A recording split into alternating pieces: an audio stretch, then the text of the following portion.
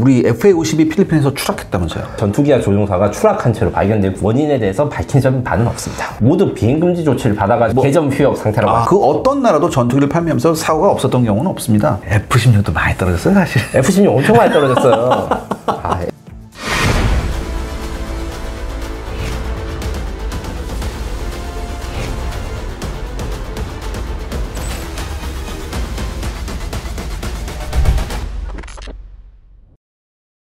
시청자 여러분 안녕하십니까? 이슈 점검 시간으로 돌아왔습니다. 오늘도 김민석 특파원님 모셨습니다. 안녕하십니까? 안녕하십니까? 좀 안타까운 소식이 들려왔습니다. 우리 FA-50이 필리핀에서 추락했다면서요? 네, 지난 3일 밤 부키도 원조의 공산주의 반군, 그러니까 MP라는 반군 공격을 위해서 이제 군병력 지원을 위해서 FA-50 4대가 출격했고 그 중에 한 대가 교신이 끊어졌는데 그 다음날에 부키드론 주에 있는 칼라퉁간 산이라고 해가지고 좀 우리 백두산만큼 높은 산이 있어요. 거기에서 전투기와 조종사가 추락한 채로 발견되고 시신을 발견했다고 합니다. 필리핀 공군이 이제 전투기 내부에서 조종사들의 시신을 발견했다고 하고 완전히 부서졌다고 하는데 아직 원인에 대해서 밝힌 점은 바는 없습니다. 근데 탈출을 시도했다는 건 뭔가 이게 지금 뭐 조정불능이 왔다는 건데 그렇다는 건 아직 봐야 되는 거고 그 다음에 야간 폭격이고 한 대만 추락했다는 점, 그 다음에 산에 추락했다는 점을 봐서 이제 뭔가 지형지물이라든가 항법적인 오류로 잘못된 지형에 이제 가다가 이제 추락했을 수도 있고 기타 상황에 대해서는 지금 카이 측과 이제 필리핀 공군 측이 공동조사를 통해서 밝혀져야 된다고 생각합니다. 자, 그럼 현재 필리핀 공군 FA-50은 어떤 상황인가요?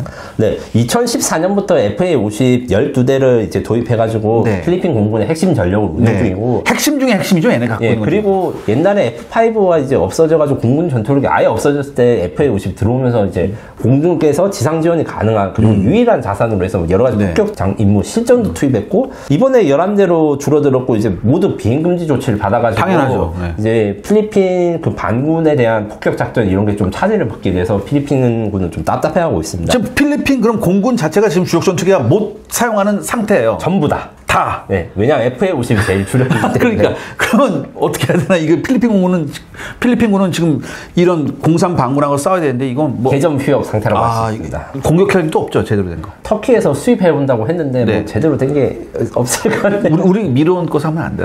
그 미르원도 사실 중동과 이제 필리핀 쪽에 지금 수출 상담 이런 걸 하고 있는데 아무래도 필리핀이 국방 예산을 많이 확충한다는 발표가 있으나 이게 실제로 돈으로 연계되려면 시간이 좀 걸릴 것 같아요. 그리고 미르원이 사실 그 항속거리가 약간 좀 아쉽잖아요. 네, 그렇습니다. 근데 이게 필리핀 도서 지역이 워낙 많아가지고. 그러면 이제 수리원 해서 그 상륙 공격 회기를 사면 되잖아요. 그게 훨씬 더 항속거리가 깁니다. 알겠습니다. 자, 그러면 이제 중요한 게 있습니다. 이번 사고가 우리 FA-50 수출 혹은 T-50 수출에 영향을 줄 수 있을까요? 무엇보다 사건 원인 파악이 문제지만 제가 보기에 카이 측을 그러니까 비행기 결함이라든가 이런 게 밝혀질 가능성은 좀 낮다고 생각하고 이미 한 대가 추락하고 비행금지 조치가 돼 있는데 사실은 그 전부터 카이는 이제 폴란드에 FA-50PH 12대를 추가 공급하는 1조 원대의 계약을 좀 시도하고 있어서 거의 제가 보기엔 성사 가능성이 매우 높은 걸로 알고 있거든요. 아무래도 중국과 대립하고 있는 필리핀이 국방 예산을 많이 증가시키고 있다는 뉴스는 다들 들으셨을 건데 이것 때문에 KF-21을 유력한 수출국도 필리핀 이야기를 많이 하시고 계시나 전력화가 빨리 필요하기 때문에 아마 FA-50이 먼저 들어갈 가능성이 높고 이번 추락 사건이 있음에도 불구하고 정밀 조사에서 큰 문제가 발견되지 않으면 아마 FA-50을 계속 쓸 것이다. 그리고 추가 구매도 할 것이다. 이렇게 생각합니다. 문제는 필리핀이 아니라 이제 FA-50이나 T-50의 잠재 구매 고객들한테도 좀 영향이 갈 텐데 이것도 원인 분석이 끝나야 되는데 기본적으로 다른 나라에서 지금 추락이나 이런 게 없이 굉장히 안정적으로 T-50 계열이 운영돼 왔고 우리 공군도 그렇고 그래서 저는 이 한 대 가지고 이제 신용이 크게 떨어질 건 없다고 생각해요. 물론 정밀한 조사가 필요하긴 하죠. F-16도 많이 떨어졌어요, 사실. F-16 엄청 많이 떨어졌어요. 엔진 문제. 그렇죠. 그 90년대 후반에 진짜. 굉장히 많이 떨어졌어요. 그렇죠. 그래서 뭐 그거 생각하면 이건 큰 문제가 아니긴 한데 우리가 FA-50, T-50 얘기할 때는 항상 무슨 얘기가 있었냐면은 이 수출 가능성에 대한 얘기가 굉장히 많습니다. 이번 기회에 이제 FA-50이나 이런 거 한번 봤으면 좋겠어요. 왜냐하면 KF-21은 아직 우리 공군이 운영을 안 하잖아요. 그래서 그거 먼저 요 KF-21 수출 전망 이건 아직 좀 시기상조인 것 같고 그렇다면 현실적으로 가능한 FA-50이나 T-50 같은 이런 것들의 지금 현재 수출 가능성이나 수출 전망, 수출 현황 이런 것도 좀 짚어봤으면 좋겠거든요. 네, 일단 말레이시아가 FA-50M을 이제 구매를 하기로 해가지고 그 지금 생산을 기다리고 있어요. 폴란드 다음에 말레이시아 차례인데 그 말레이시아 같은 경우에는 폴란드 버전과 같은 버전 그러니까 팬텀 스트라이크 비전 이제 A사 레이더를 장착하고 있고 미사일도 같은 거를 장착하는 걸 요구를 했어요. 그러니까 암남 빼고 슈퍼 사이드 와인더. 다만 이제 슈퍼 사이드 와인더도 이제 통합이나 이런데 좀 시간이 좀 걸리기 때문에 아마 이제 시정 공대공 미사일 그러니까 말레이시아 제한 버전은 슈퍼 사이드 말고 이제 AIM-2000 같은 요 유럽제 대공 미사일 같은 거를 좀 통합해야 될 수도 있다. 아직 확정은 되지 않았습니다. 그러면 우리 FA50 뭐 폴란드 수출 버전은 암남이 완전히 물 건너간 건가요? 아닙니다. 물 건너 간다는 게 아니라 앞으로 2, 3년 정도의 시간이 필요하다. 2, 3년 정도. 협상을 하는 데만 그 정도가 필요하다. 협상하는데 그 정도 필요하다. 그다음에 인티그레이션 하는 데는 시간이 더 필요하겠죠. 인티그레이션은 그래도 우리가 KF-21에서 미티어랑 그 국산 A사 레이더 성공적인 통합 작업을 했기 때문에 시간이 그렇게까지 많이 필요하진 않고 그 다음에 기본적으로 나토의 그 파일럿 인터페이스를 같이 공유하기 때문에 추가 개발할 요소는 그렇게까지 많지 않다. 핵심은 미국과의 그 수출 협상, 그 다음에 이제 승인 협상, 기술 협력 이런 것들이 중요하다. 이렇게 말씀드립니다. 그럼 미국하고 말레이시아 관계는 어때요? 미국하고 말레이시아의 관계가 이게 조금 미묘한 감이 있어요. 그 나쁘다고는 할 수 없는데 그리고 미국도 아시아 태평양에서 말레이시아를 중요하게 생각해가지고 FA-18 호넷을 이제 구매를 판매시키기도 하고 그때 암람도 그래서 말레이시아는 운영하고 있어요. 그래서 제가 듣는 말이 말레이시아가 암람을 굉장히 좋아한다는 얘기가 있습니다. 맞습니다. 그래서 사실은 말레이시아 입장에서는 암람을 FA-50으로 달고 싶어 하는데 일단 시간이 오래 걸려서 이제 계약 조건에는 넣지 않은 걸로 제가 알고 있고요. 다만 이제 우리가 국산 공대공 미사일이나 아니면 FA-50의 암람 이외의 그 뭐 미티어라든가 이런 게 통합되면 그들이 관심을 가질 수는 있다. 요 정도로 있고 말레이시아가 균형 외교를 하다 보니까 미그 29를 또 FA-18이랑 같이 운용하는 희한한 나라거든요. 수호에도 있더라고요. 네, 수호에도 있는데, 근데 러시아의 전투기가 워낙 성능이 이번 전쟁 뽀록이 났죠. 제가 보기에는 그런 그래서 말레이시아도 FA-50과 KF-21의 추가 수출 이 가능성이 좀 있는 나라라고 생각합니다. 특히 항공기 분야에서는 완전 서방제로 관련된 움직임이 굉장히 심하더라고요. 그 성능 차이가 이렇게 보이는데 안 그럴 수가 없죠. 그렇군요. 자, 그 다음에 이제 문제 인도네시아가 나옵니다. 인도네시아 어떻게 된 겁니까? 이게 제가 얼마 전에 단독 보도를 했는데 얼마 전에 석정공 방위사업청장님이 인도네시아 가셔가지고 여러 가지 의미 있는 협상을 했어요. 일단 KF-21 그 현지 생산과 분담금 문제를 합의한 그 큰 틀에서 합의가 됐다고. 큰 틀에서 합의가 됐군요. 보도돼가지고 제가 보기에는 이 실무 협상이 언제 끝나냐 이런 것 때문에 사람들이 좀 많이 걱정도 하고 이랬는데 인도 디펜스라고 그 인도네시아판 아덱스가 있어요. 거기에 원래 작년 말에 계약을 연주했다가 올해 초로 했다가 지금 6월 달에 열리거든요. 24년 행사가. 이제 뭐 이제 새롭지도 않습니다. 이렇게 연기하는 거. 그때 이제 좀 더 좋은 성과가 나올 걸로 기대가 되고 있으나 이제 수비안토 대통령이 아무래도 이제 그 한국과의 관계에 대해서 좀 그렇게 땡겨 하시는 것 같지 않아요. 왜 그래 그 양반? 제가 여러 가지 설을 들었으나 이제 한국을 싫어하는 게 아니라 프랑스를 좋아하는 거다. 프랑스를 좋아하는. 왜냐면 아들이 프랑스 유학 갔다 오고. 유학파라. 이렇게 있고. 이제 수비안토 같은 경우에는 이제 정부 지출 예산을 지금 줄여가지고 비판이 많고 정부 기능에 대해서 마비 이야기가 있는데 이것 때문에 그 인도네시아의 방산기업 카이라고 할 수 있는 PTDI가 월급 밀려가지고 대통령이 직접 월급 나온다고 걱정 말라고 이렇게 안심시키기도 하고 급식 이슈 같은 것도 있어서 뭔가 예산을 끊어서 문제가 생기는 게 많아요. 다 이게 언제까지나 이렇게 할 수는 없고 특히 인도네시아는 동남아시아 국가 중에 항공산업 진흥에 정말 진심인 국가인 거 맞고 PTDI라는 그 기업들을 살려야 되기 때문에 저는 KF-21 그 생산이 48대 인도네시아 생산이 가능할 걸로 보이고 이걸 위해서 카이가 또 준비한 게 하나 있습니다. KT-1 훈련기 있지 않습니까?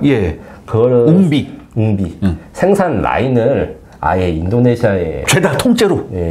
진짜요? 이게 확정된 건 아니고, 물론 KF-21이 잘 협상되고 지금 분담금으로 좀 분쟁이 나고 있지 않습니까? 이게 잘 마무리되면 서비스 개념으로 KF-22가 함께 KT-1 라인을 인도네시아 PTDI에 생산해주면 이제 인도네시아는 먹거리가 생기는 거죠. 그러니까 초등 훈련기 시장에서 굉장히 큰 위치를 차지할 수 있는 거 아닙니까? 물론 KT-1이 2000년에 첫 비행해가지고 좀 오래된 거고, 우리는 이제 우리나라 입장에서는 그게 부담되는 건 아니에요. 슈퍼 투카나도 오래된 거예요, 사실. 그러실 거. 그런데 이제 KT-1 라인 이전에 또 숨겨진 의미가 하나 더 있습니다. 어떤 겁니까? 그 고정익 회전익, 그러니까 그 공장이 있는데, 지금 공장이 포화 상태예요. T-50도 주문이 많아서 생산해야 되고, 거기서 KF-22도 생산해야 돼서, KT-1 라인까지 하기엔 너무 좁고 그래서 좀 고민을 하고 있던 차에 인도네시아가 KT-1 생산 설비나 MRO 설비 이런 걸 가져가게 되면 우리는 더 추가로 공간을 넓혀서 FA50과 KF21의 생산 능력을 더 높일 수 있는 계기가 될 거죠. 항공기 공장의 경우에는 다들 뭐 한번 가보시면 이게 다 알 건데 중간에 기둥이 없어야 되잖아요. 그러니까 계속 라인이 쭉 이어져야 네. 되죠. 그래서 단순하게 증설을 하거나 이렇게 하는 게 쉬운 게 아닙니다. 그래서 공간 확보가 나름 생산 능력 확보에 중요한데 KT1을 인도네시아에 이전하면서 이제 그걸 확보하면서 우리는 공짜로 생산 능력을 올릴 수 있고 인도네시아 입장에서는 KT1은 이미 지금도 운영하고 있고 얼마 전에 수명 연장 사업이 6천만 달러 규모로 체결돼서 KT1에 대해서 생산 권리를 가지면서 이걸 뭐 인도네시아 능력이 있으면 수출도 하고 아니면 그들이 필요하면 추가 생산도 가능하겠죠. 이게 당근입니까? 아니면 서로 윈윈입니까?